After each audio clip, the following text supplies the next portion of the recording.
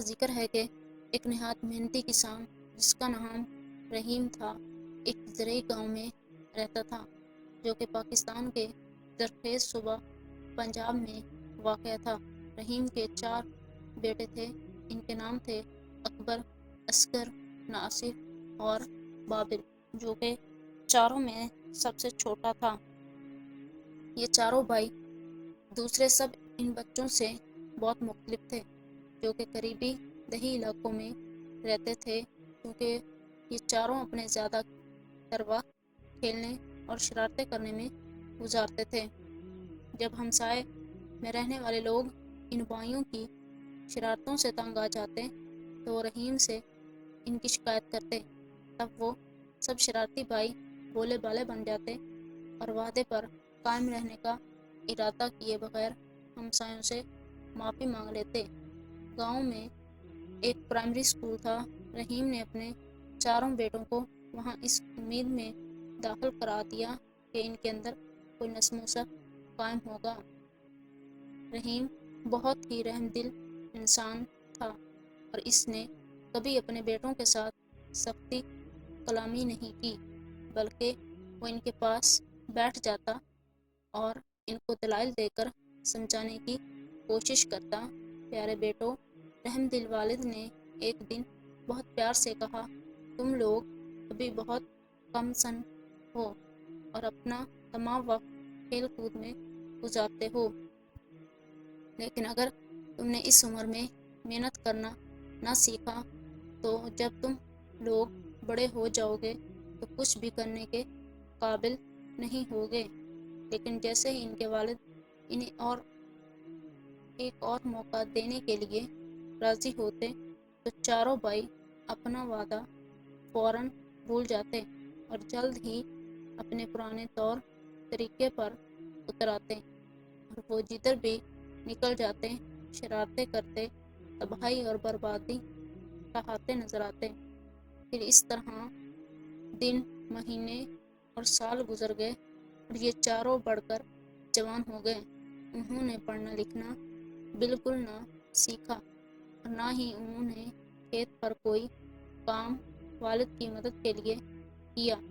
آخر رحیم ایک ضعیف اور بوڑھا آدمی ہو گیا، مگر وہ پھر بھی کھیت پر سارا دن خود اکیلا ہی کام کرنے پر مجبور تھا۔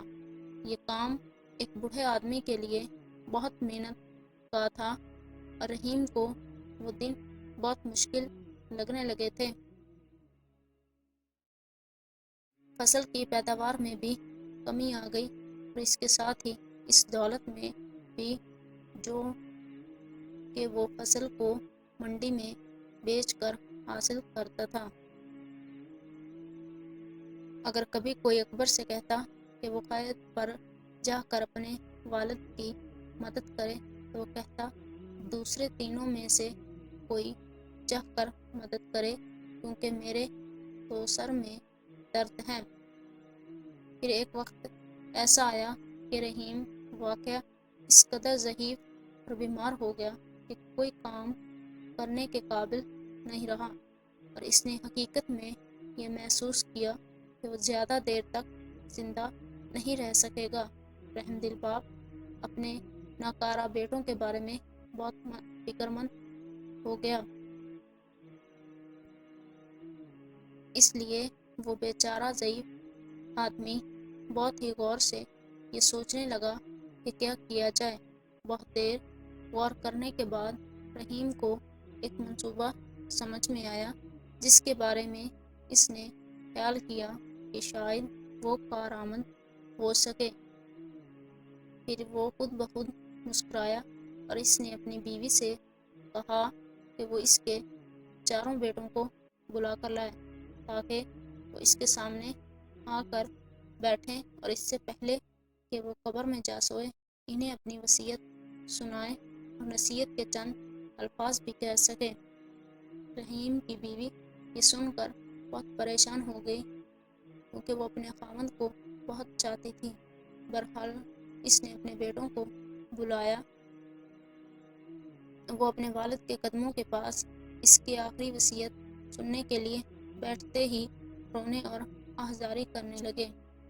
پیارے بیٹوں، رحم دل باپ نے کہا، میں نے زندگی بھر تم سے محبت کی اور تمہاری دیکھ بھال کی۔ میں نے واقعہ پوری کوشش کی کہ تم خوشی اور آرام و آسائش سے رہو۔ میں تمہاری حفاظت کرتا رہا، لیکن اب میں بوڑھا اور بیمار ہوں اور جانتا ہوں کہ میں جلد ہی مر جاؤں گا۔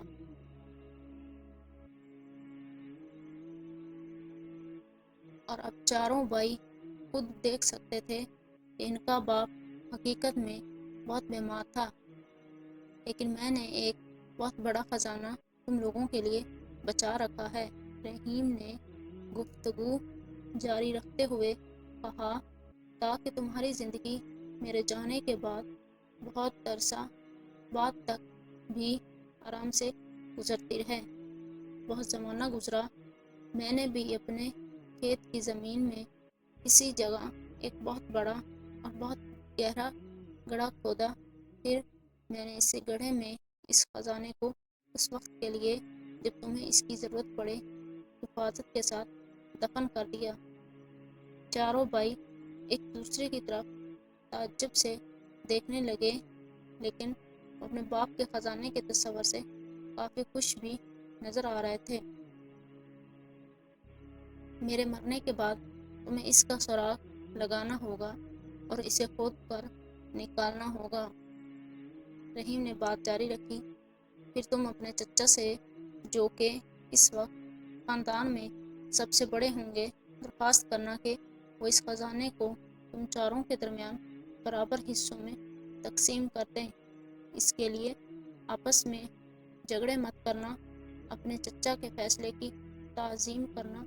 یاد رکھو کہ اپنے بڑوں کی عزت کرنا ہماری تہذیب کا ایک اہم حصہ ہے۔ تمہیں ان کی عزت کرنے کو اپنا فرض سمجھنا چاہیے۔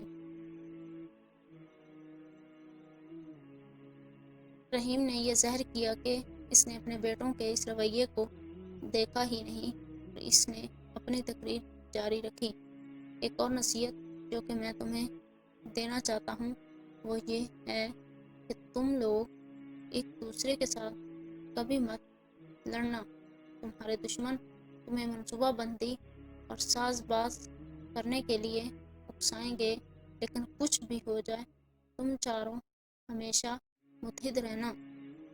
مل جل کر تم سب بہت طاقتور رہو گے، کوئی بھی تمہیں نقصان نہیں پہنچا سکے گا، اور کسی کو بھی اس خزانے کے بارے میں اس وقت تک مت بتانا جب تک تمہیں وہ مل نہ جائے۔ جب رحیم نے اپنی تقریر ختم کی تو اس نے آنکھیں بند کر لیں، پھر وہ جلد ہی فوت ہو گیا۔ انہوں نے اب تک اپنی زندگی بہت سستی، کاہلی، آرام اور آسائش میں گزاری تھی، اس لیے کھیت کے تھوڑے سے حصے کو کھودنا بھی ان کو بہت مشکل لگا۔ سست اور کاہل سب بھائی جلد ہی ہار کر گھر پر آرام کرنے کے لیے چل دیے۔ اگلے دن پھر ایسا ہی کیا، پھر اس سے اگلے دن اور اس سے بھی اگلے دن ایسے ہی کرتے رہے، یہاں تک کہ آہستہ آہستہ مگر یقیناً کھیت کا زیادہ تر حصہ بھائیوں نے کھود ہی لیا۔ ان کو اس طرح کام کرتے مہینہ بھر اور گزر گیا، مگر انہیں دفن کیا ہوا خزانہ نہیں ملا۔ وہ کسی اور سے اس کا ذکر بھی نہیں کرنا چاہتے تھے اور نہ ہی کسی کی مدد لینا چاہتے تھے، کیونکہ وہ اس خزانے میں کسی اور کو حصہ دار نہیں بنانا چاہتے تھے۔ وہ سب کھدائی کرتے کرتے بہت تھک گئے تھے، مگر ان میں سے کوئی بھی اس خزانے کو چھوڑنا نہیں چاہتا تھا۔ آخر کار بھائیوں نے غور کیا کہ انہوں نے پورا کھیت کھود ڈالا، لیکن خزانے کا کوئی سراغ نہیں ملا۔ تب انہوں نے خیال کیا کہ ان کے باپ نے خزانہ بہت ہی گہرا دفن کیا ہوگا، اس لیے انہوں نے اور بھی زیادہ گہرا کھودنے کا فیصلہ کر لیا، اور مہینہ گزر گیا، مگر دفن کیے ہوئے خزانہ کا کوئی نشان بھی نہیں تھا۔ سارا کھیت اب پوری طرح نیچے سے اوپر ہو چکا تھا اور ہمسائے بھی ان بھائیوں کی محنت پر رشک کرنے لگے تھے۔ آخر کار چاروں بھائیوں نے دفن کیے ہوئے خزانے کو کبھی بھی پا لینے کے خیال کو ترک کر دیا، مگر یہ دیکھ کر انہوں نے کھیت کو اتنی اچھی طرح تیار کر لیا تھا، اس لیے انہوں نے وہاں پر اس طرح موسم میں گیہوں کی کاشت کرنے کا فیصلہ کر لیا۔ جب فصل کاٹنے کا زمانہ آیا تو اس کھیت میں بہت اعلیٰ درجے کا اور بہت مقدار میں گندم پیدا ہوا، جس کو وہ سب بھائی منڈی میں لے گئے اور اسے ہزاروں روپیوں میں فروخت کر دیا۔ اپنے والد کی نصیحت پر چلتے ہوئے سب بھائی اپنی کمائی ہوئی دولت کو اپنے چچا کے پاس لے گئے اور ان سے اس رقم کو چاروں میں برابر تقسیم کرنے کی درخواست کی۔ ان کے چچا چاروں بھائیوں پر فخر کرنے لگے اور بولے، شاباش میرے بھتیجوں، تم نے آخر کار یہ ثابت کر دیا کہ تم میرے محنتی بھائی رحیم کے محنتی بیٹے ہو۔ یہ کھیت جو میرے بھائی تمہارے لیے چھوڑ گیا ہے وہ خود ہی ایک خزانہ ہے۔ اگر تم اس طرح محنت کرتے رہو گے تو تم اس کا ہمیشہ انعام پاتے رہو گے۔ اگلے سال چاروں بھائیوں نے محنت کر کے پھر گندم کی کاشت کی۔ اس دفعہ پیداوار پہلے سے بھی بڑھ کر ہوئی اور جب انہوں نے یہ گندم منڈی میں فروخت کی تو انہوں نے پہلے سے بہت زیادہ رقم بنائی۔ کچھ سالوں تک اس طرح کام کرنے کے بعد چاروں بھائی کافی امیر ہو گئے اور اپنے کام میں بھی خوش رہنے لگے۔ آخر کار یہ واضح ہو گیا کہ اکبر، عسکر، ناصر اور بابر نے دفن کیے ہوئے خزانے کے ممے کو حاصل کر لیا۔ یہ اصل خزانہ تو محنت اور ترتیبی نظام کا صلہ تھا۔